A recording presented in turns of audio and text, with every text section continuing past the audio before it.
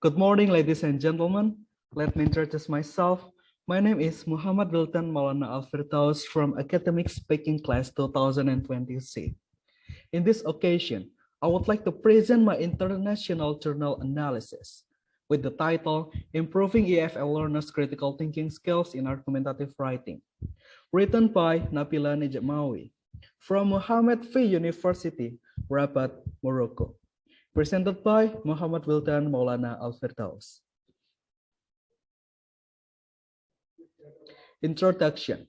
First, the importance. Notice, people faced with a lot of information that can be obtained from various sources, such as from television, radio, newspaper, internet, and social media. At the end of the day, they tend to believe all the information they get without assessing its credibility. It has become so dangerous because maybe one of the pieces of information is hoax. Hence, universities must train students on how to filter the information they receive every day. To be able to filter the information, critical thinking skills are needed.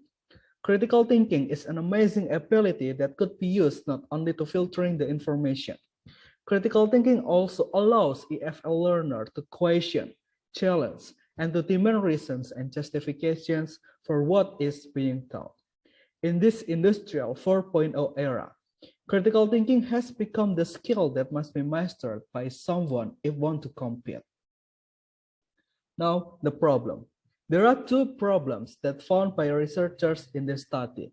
First, the huge number of information received by people makes them believe it without assessing its credibility.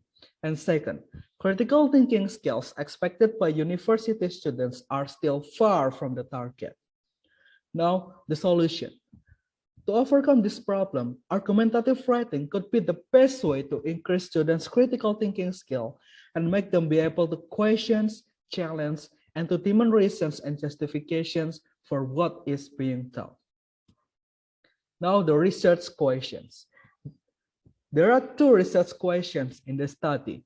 First, to what extent do EFL learners use CT skills in their argumentative essays? And second, to what extent does the integration of CT skills in teaching L2 writing help students improve their CT in their argumentative essays? Now, we will talk about the literature review. Definitions of critical thinking. Ennis defines critical thinking as reasonable reflective thinking focused on deciding what to believe or do. Now, critical thinking skills. Ennis in 2011 identifies 5 general abilities that encompass further skills, which are basic clarification, basis for decision, inference, advanced clarification, and supposition and integration.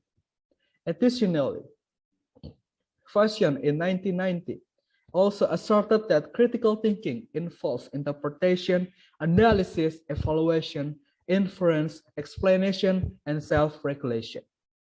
Approaches to teaching critical thinking. Ennis and Lai stated that the general approach refers to the teaching critical thinking skills independently of a specific subject matter, because critical thinking skills are taught as a general skills without referring to a specific context or a discipline. Now, critical thinking in EFL writing.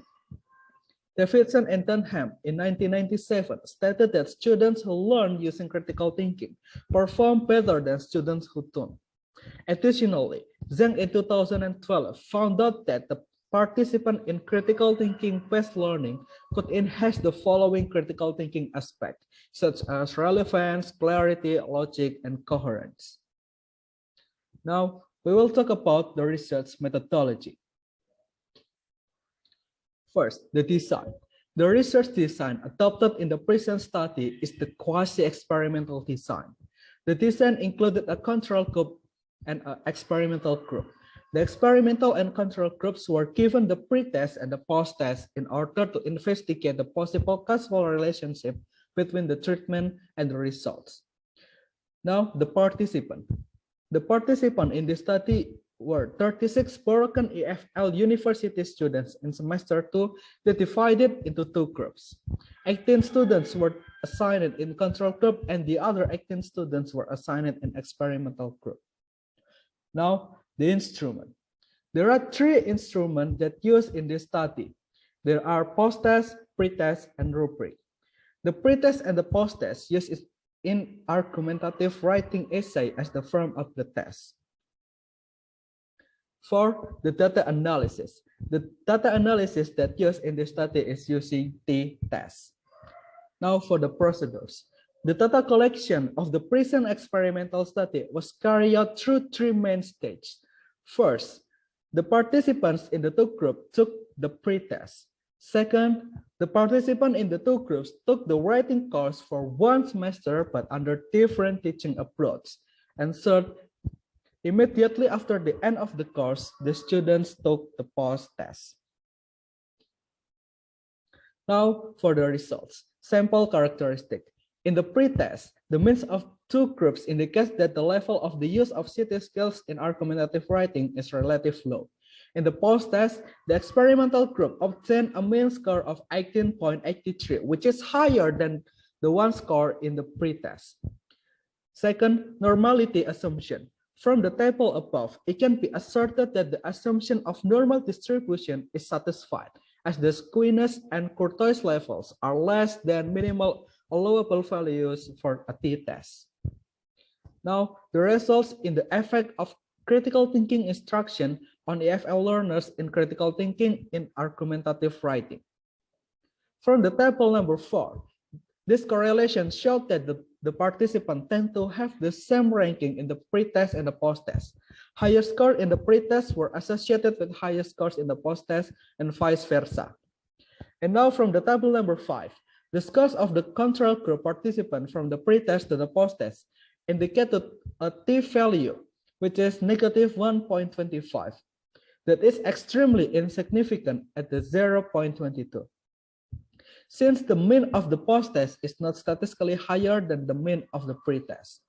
And now, from the table number 6, these results showed that integrating CT skills in teaching writing to EFL learners helps students developing their CT ability in argumentative writing. These results also answer research questions number 1. Now, for the discussion. First, the state of affairs of critical thinking skills in argumentative writing among EFL learners. The researcher found that the students in the first year didn't use critical thinking optimally. Hence, the integration of critical thinking skills in courses such as composition and reading became mandatory. Second, lack of the progress in the absence of critical thinking instruction. The absence of critical thinking skill raises the alarm about university students' basic rights to benefit from an education where reasoning and thinking skills are facilitated. And third, the integration of critical thinking and L2 writing. The positive results generated through integrating critical thinking in this study showed that students are able to use clearer and more credible evidence, address alternative positions and arguments, support conclusions, and maintain the logical flow of ideas in their essays. This discussion also answers research questions number 2. And now for the conclusion and recommendation. The conclusions. Results of this study showed that the absence of critical thinking skills from language courses entails that the learners who are deprived from the opportunity to learn how to think critically. Conversely, the integration of critical thinking is bound to guide students to think more critically about the information they receive, check the credibility of sources, attempt to consider alternative theses, and evaluate evidence. Now for the recommendations. There are 2 recommendations suggested by the researcher. First, more studies are required in this field. In addition, the CT tests used in this study to measure students' critical thinking ability were designed for native speakers in the first place. Hence, designing tests appropriate for EFL learners will ensure the validity of critical thinking assessment in this area. Second, a more overarching study would have to measure students' critical thinking skills in a general context, in argumentative writing and other contexts to see if there are any discrepancies between their performance in different contexts. Well, that's all for me. Thank you very much, ladies and gentlemen, for your attention.